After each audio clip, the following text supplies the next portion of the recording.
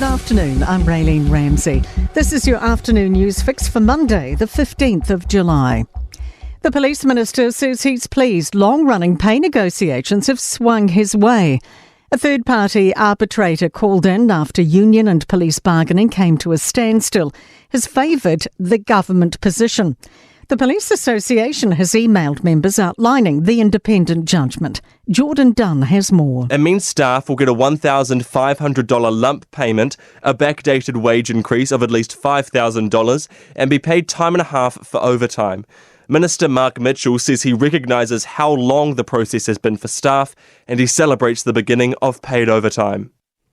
Donald Trump says yesterday's assassination attempt at a Pennsylvania rally has entirely changed his election campaign. A bullet struck the former president on his ear. An audience member was killed and 2 others were injured.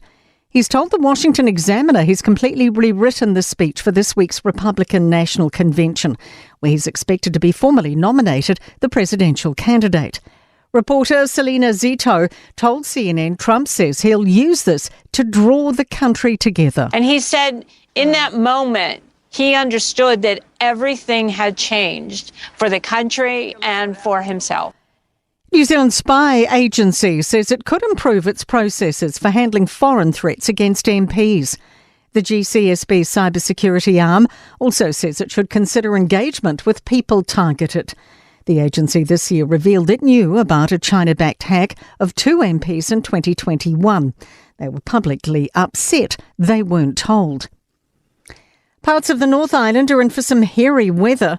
Coromandel Peninsula has a heavy rain warning, with thunderstorms possible until about 10 tonight.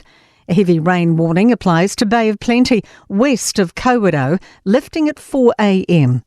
Met Service meteorologist John Law says rain watches will continue across the country this week. And the watches are places like the western parts of Tasman District through to 3 a.m. on Tuesday, and this eastern part of the Bay of Plenty and those northern parts of Tairafti through until 6 a.m. on Tuesday. The government's stronger approach towards unruly kāinga ora tenants has resulted in more evictions.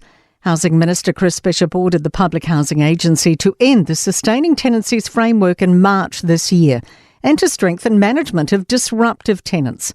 Since then, 14 tenancies have been terminated compared to 8 last year. Community Housing Aotearoa Chief Executive Paul Gilbert says in the past 6 years there had been no consequences. It's a matter of last resort. The numbers are increasing because they were not evicting people at all. That's operating from a very low base. And there's a whole lot of other considerations here that we need to take into account.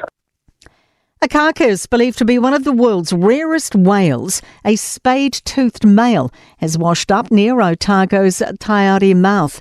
The nearly 5-metre corpse is believed to be the rare type of beaked whale, with only 6 documented since the 1800s, 5 in New Zealand. To sport, and New Zealand heavyweight boxer Joseph Parker has revealed he's given himself 3 years to fulfil his boxing dreams in the ring. New Zealand yachty Pete Burling has promised to come out swinging in next year's 5th season of Sail GP. Gutted, the Black Foils couldn't win the season's grand finale in San Francisco. And 21-year-old football star Jude Bellingham has urged England fans to keep the faith that a major title is just around the corner, despite the Three Lions losing the Euro 2024 final 2-1 to Spain.